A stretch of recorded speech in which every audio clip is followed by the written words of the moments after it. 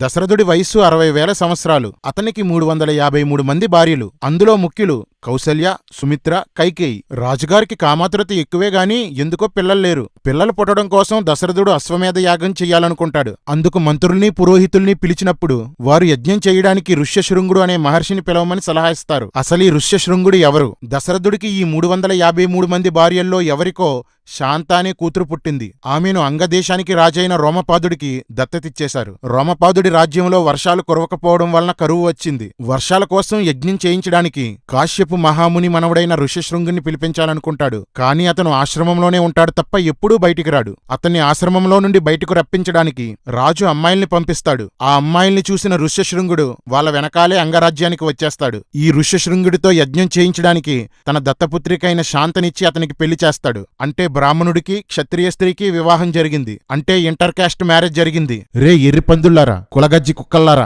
ఎందుకురా కులం అని చేస్తారు? మీ ధర్మ గ్రంథాల్లో అనేక సార్లు కులాంతర వివాహాలు జరిగాయి. లాభం కోసం కామం కోసం కులాంతర వివాహాలు మీరే చేసేసుకుంటారు. హీరోలు రాజకీయ నాయకులు కులాంతర వివాహాలు చేసుకుంటే మీరే ఫ్లెక్స్లు కట్టి దండలేస్తారు. అదే లాభం లేదనుకో పరువు పరమాణమంటూ సొల్లు కబుర్లు చెప్తారు. మీ ధర్మం ప్రకారం కులాంతర వివాహం తప్పైతే మీ రాముడు అక్కే ఆ తప్పు చేసిందిరా. ఋష్యశృంగుణ్ణి రప్పించారు. అశ్వమేధ యాగం ప్రారంభించారు. గుర్రాన్ని వదిలి ఆ గుర్రం వెనకాల మనుషుల్ని పంపించి సంవత్సరం పాటు యజ్ఞాలు చేశారు. తర్వాత ఆ గుర్రం తిరిగి వస్తే దాన్ని ఒక స్తంభానికి కట్టి బంధించారు. పెద్ద భార్య పట్టపురాణి అయిన కౌసల్య మాత్రం రాత్రంతా గుర్రం దగ్గర పడుకుంది. అన్నా, గుర్రం దగ్గర ఎందుకు పడుకుంది? పిల్లలు పుట్టాలంటే పడుకోవాలరా. నీకేం తెలియదు, చిన్నపిల్లడు వెళ్ళి ఆడుకో. ఆ తర్వాత 4 ఋషుల్ని 4 స్థానాల్లో కూర్చోబెట్టి బ్రహ్మస్థానంలో కూర్చున్న ఋష్యశృంగుడికి, అదేనండి దశరథుడు అల్లుడికి కౌసల్యని, మిగతా 3 స్థానాల్లో ఉన్నవారికి దశరథుడు వంపుడుగత్తెను, అతని దగ్గర పనిచేసే స్త్రీలను ఇచ్చాడు. అప్పుడు ఆ 4 బ్రాహ్మణులు ఆ 4 స్త్రీలను భర్త తాకినట్లు తాకుతారు. రే బోకు, ఏంట్రా రామాయణంలో ఈ దరిద్రం? దశరథుడు కౌసల్యని అల్లుడికిస్తే వాడు కౌసల్యని భర్త తాకినట్లు తాకాడా? ఆ కౌసల్యకి రాముడు పుట్టాడా?